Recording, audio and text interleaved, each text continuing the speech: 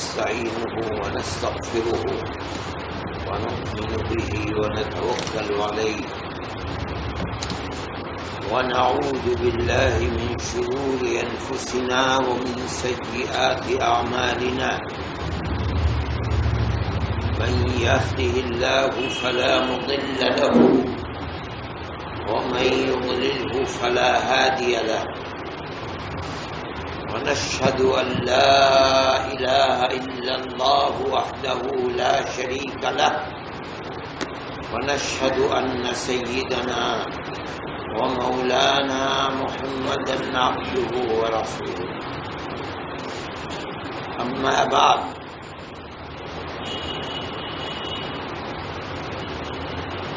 کل بات چل رہی تھی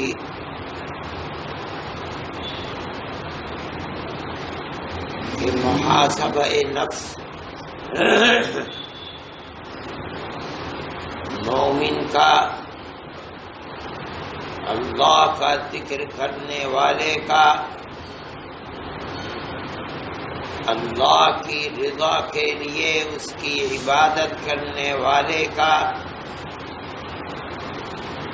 گناہوں سے بچنا انتہائی ضروری ہے، نہیں تو ذکر کا پورا فائدہ یعنی اللہ کی رضا، ذکر اور عبادت کی قبولیت،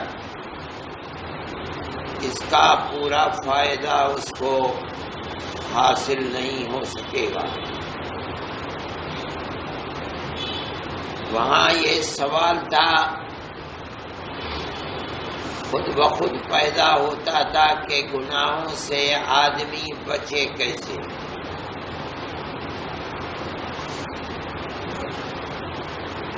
اس کا طریقہ کیا ہے کہ گناہوں سے بچ سکے؟ تو یہ محاسبہ نفس در حقیقت گناہوں سے بچنے کی ایک صورت ہے کہ آدمی خود قبل اس کے کہ موت آئے اور کل کو بارگاہ خداوندی میں حساب لیا جائے اور وہاں جواب دینا پڑے، خلق خدا کے سامنے رسوائی کا سامنا کرنا پڑے، دنیا میں آدمی اپنے نفس سے خود حساب لیتا چلے۔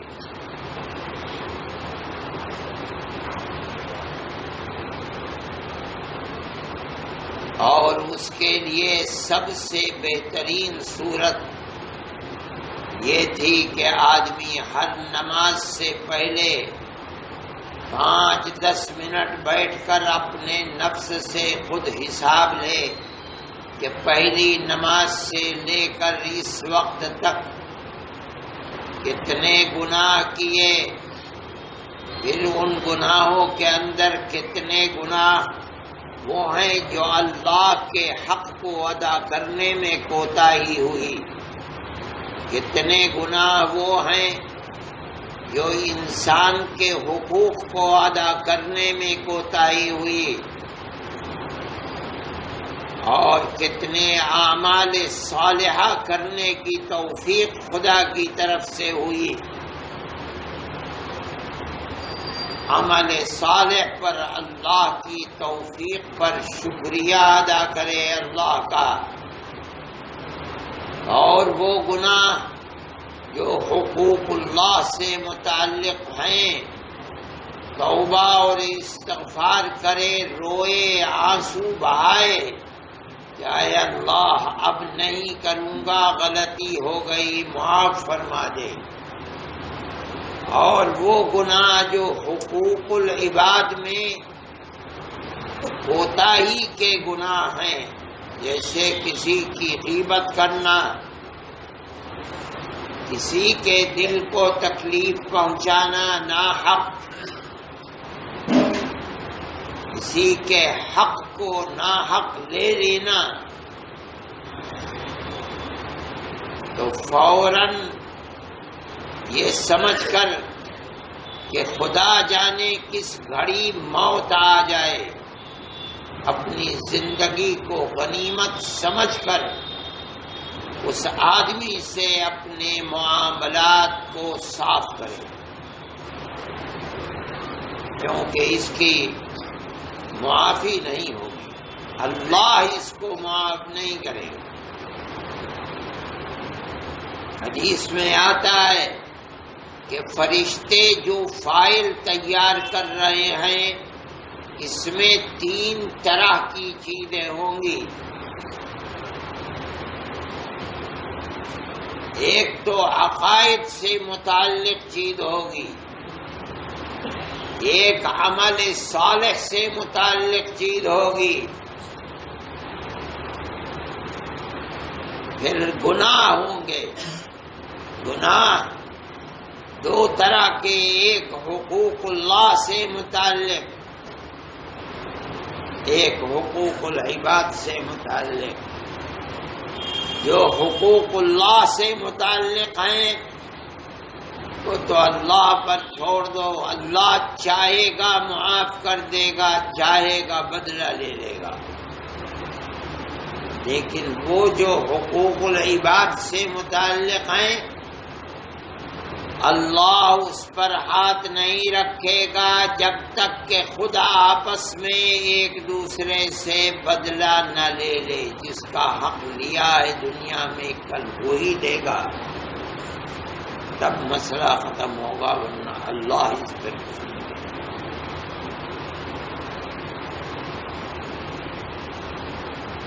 یہ ایسی چیز ہے اللہ چاہے تو سب کچھ کر سکتا ہے۔ جس کا مطالبہ ہے کہ میری زمین لے لی، میرا پیسہ لے لیا، ہو سکتا ہے کہ اللہ اپنے پاس سے اس کو بہت دے کر کے راضی کر دے، چھوڑ دو، یہ خدا کر سکتا ہے۔ لیکن اصول یہ نہیں ہے، اصول تو یہ ہے کہ جس کا لیا ہے وہ لے گا۔ اسی لیے حدیث میں آتا ہے کہ نبی کریم علیہ السلام نے صحابہ سے پوچھا کہ بتاؤ فقیر کون ہے، مفلس کون ہے؟ لوگوں نے عرض کیا کہ یا رسول اللہ، جس کے پاس درہم اور دینار نہیں ہے، ہمارے یہاں پیسہ کوڑی نہیں ہے، وہ فقیر ہے۔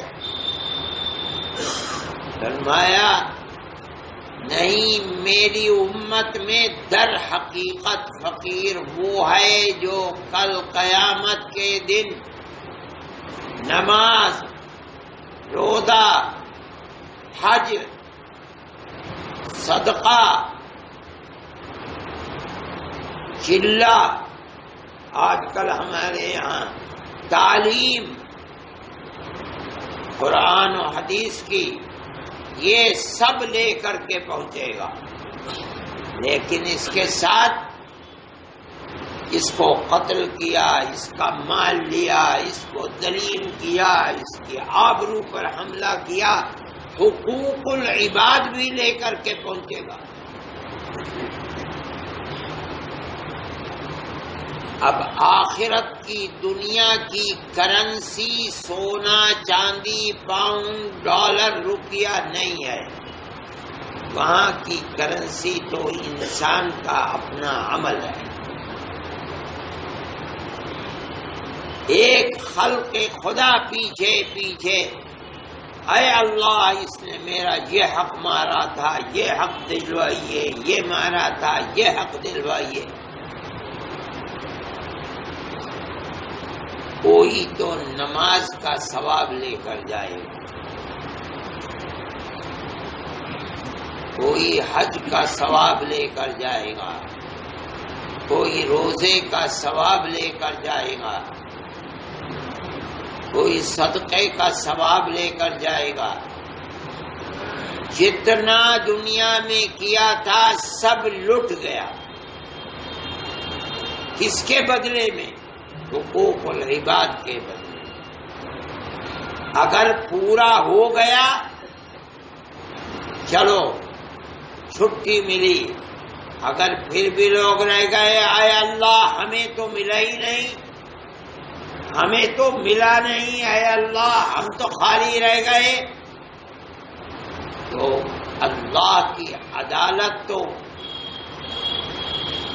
بے انصافی اور ظلم کی عدالت نہیں ہے.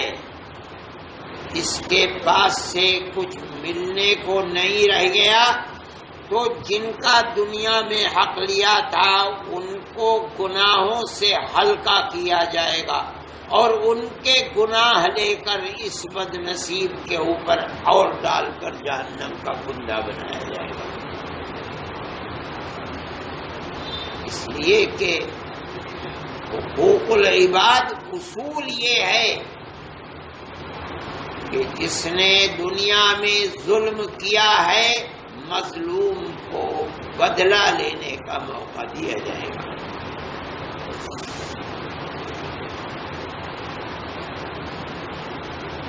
اس لیے اللہ کی عبادت کرنے والے کو، اللہ کا ذکر کرنے والے کو، اللہ کی قربت، اس کی رحمت اور عنایت حاصل کرنے کے لیے جستجو کرنے والے کو، اپنے اللہ کو راضی کرنے والے کو ہر قدم اور ہر گھڑی اس بات کا خیال کرنا چاہیے کہ گناہوں سے وہ اپنے آپ کو بچائے.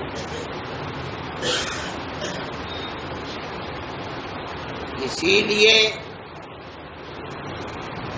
یہ بات کہی جاتی ہے کہ آدمی گناہوں سے بچے، اور جو گناہ ہو چکے ہیں، نامہ اعمال جو سیاہ ہے ان گناہوں کی وجہ سے، انہیں سفید کرنے کے لیے توبہ اور استغفار کا دروازہ اللہ نے کھول رکھا ہے. یہ نہیں ہے کہ جو ہو گیا اس کی معافی نہیں ہو سکتی، نہیں، اللہ ارحم الراحمین ہے، اکرم الاکرمین ہے، اس نے کرم کا دروازہ کھول رکھا ہے. اسی لیے سہیل تستری رحمت اللہ علیہ نے جو 7 چیزیں بتائی تھی ان کے اندر ایک آخری چیز ادائیگی حقوق کی ہے. جو شخص تصوف کی منزلوں کو طے کرنا چاہتا ہے اس کے لیے ضروری ہے کہ وہ ہر وقت ادائیگی حقوق کی فکر کرے، جس کو امانت کہا جاتا ہے. فلاح اور کامیابی کے لیے قرآن کی آیتیں جن اہل ایمان کا ذکر کرتی ہیں ان کے اندر قرآن کہتا ہے وہی مومن فلاح اور کامیابی والے کل کو ہوں گے جن میں ایک صفت یہ بھی ہے کہ والذین هم لأماناتهم وعهدهم راعون، حقوق کی ادائیگی کی رعایت رکھتے ہیں. کیا مطلب؟ وہ مومن جو دنیا میں ادائیگی حقوق میں کوتاہ ہے وہ فلاح اور کامیابی والا موت کے بعد کل نہیں ہوگا. قد افلح المؤمنون کے ضمن میں جن کا ذکر ہے ان میں ایک صفت یہ بھی ہے کہ دوسروں کے حقوق کی رعایت کرتے ہیں. پتا چلا کہ کل میدان محشر میں فلاح کے لیے صرف نماز، روزہ اور حج اور زکوٰۃ ہی کافی نہیں ہے. اسلام صرف نماز روزے ہی کا نام نہیں ہے،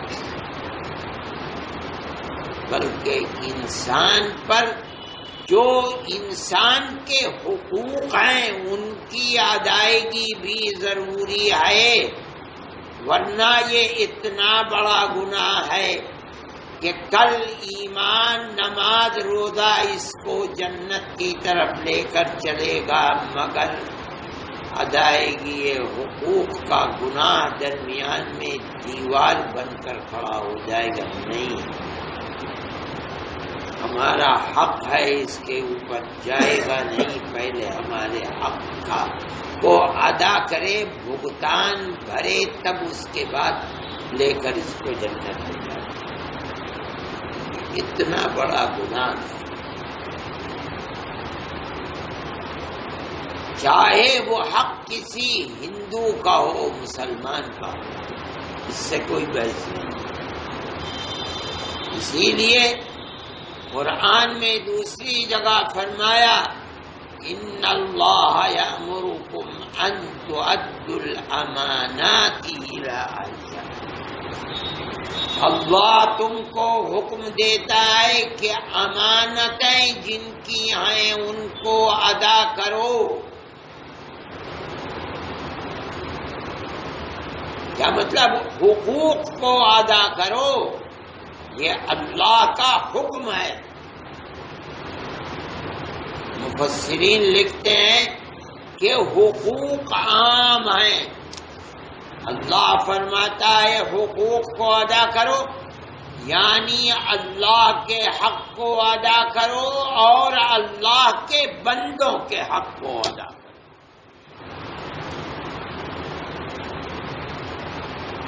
یہ بندے کون ہیں، ان کا مذہب کیا ہے، یہاں اس سے کوئی بحث نہیں کی گئی. جس انسان کا حق ہے انسان کے اوپر اور موت آ گئی، اگر اللہ کا حق ادا نہیں کرتا تھا اور موت آ گئی، ہو سکتا ہے کہ کوئی عمل اس کو اتنا اللہ کو اس کا عمل پسند آ گیا کہ موت کے بعد جتنے حقوق اللہ کے اس پر تھے اللہ سب کو معاف کر دیا. یہ ہو سکتا ہے.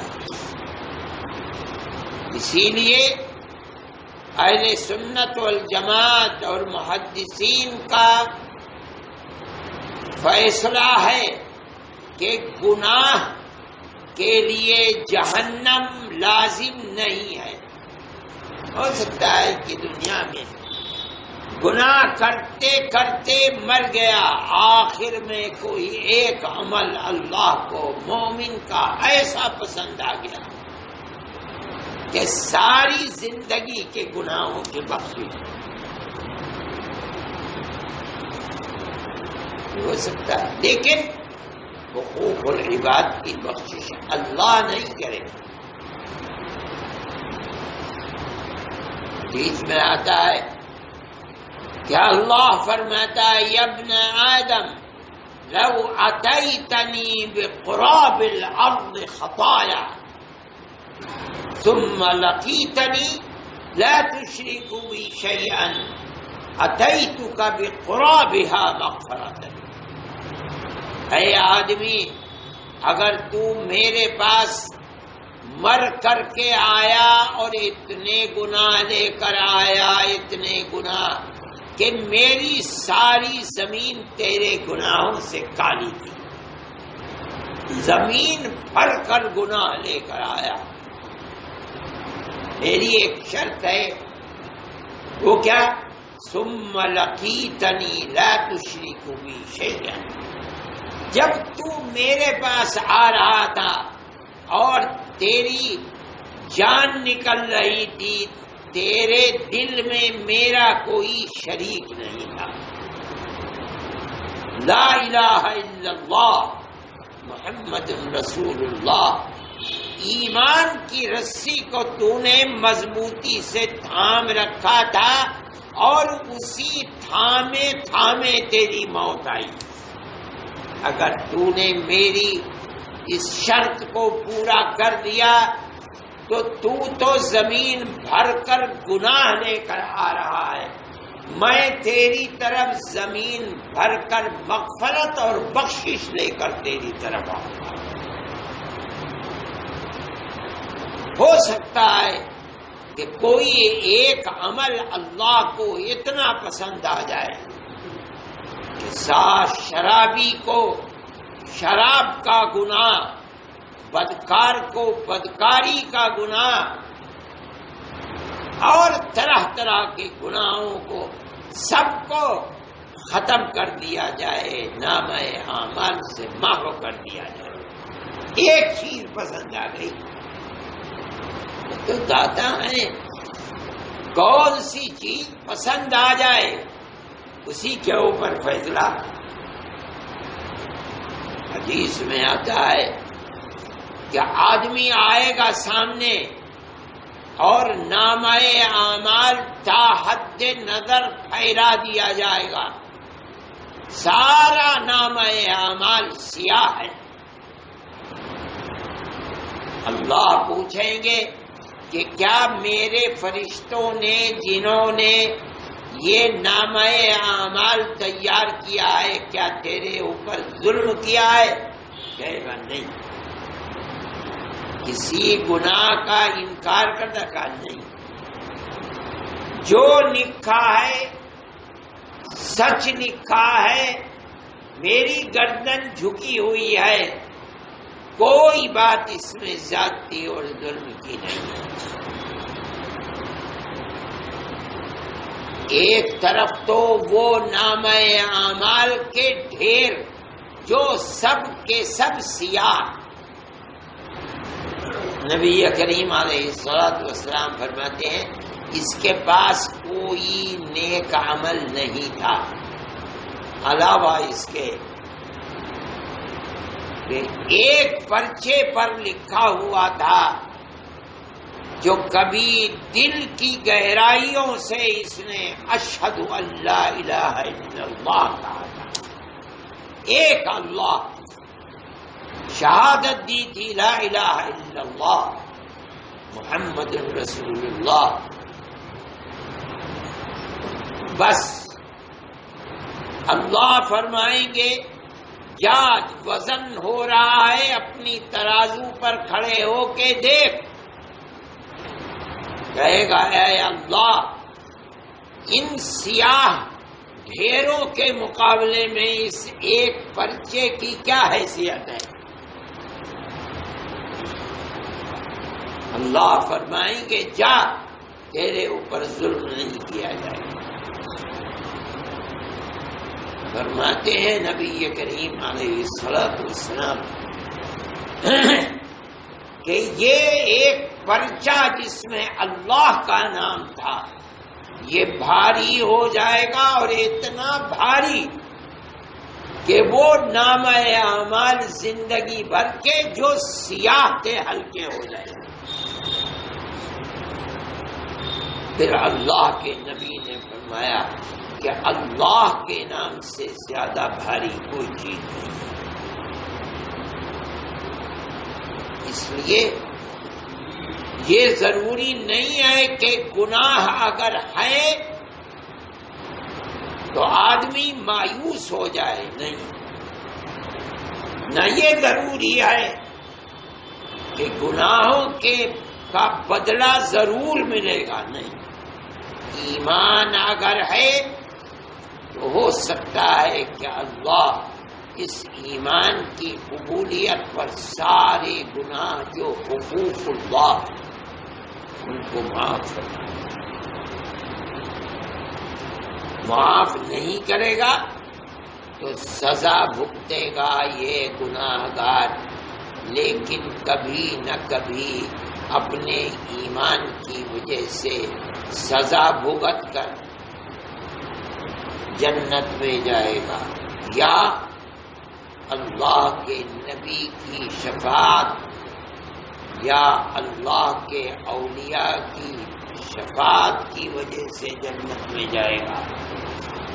اور جو اتنا بڑا گناہگار اور اتنا کمزور ایمان والا ہوگا کہ اللہ کے نبی کی شفاعت بھی اس کا ہاتھ نہیں تھام سکے گی، تو اللہ ارحم الراحمین اپنا ہاتھ ڈال کر اس کو جہنم سے آزاد کر دے.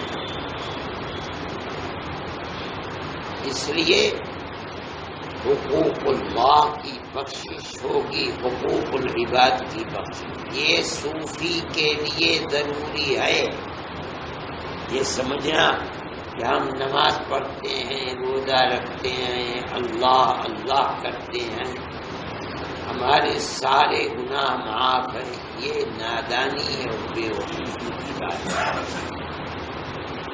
ہر وقت گناہوں سے ڈرتے رہنا چاہیے.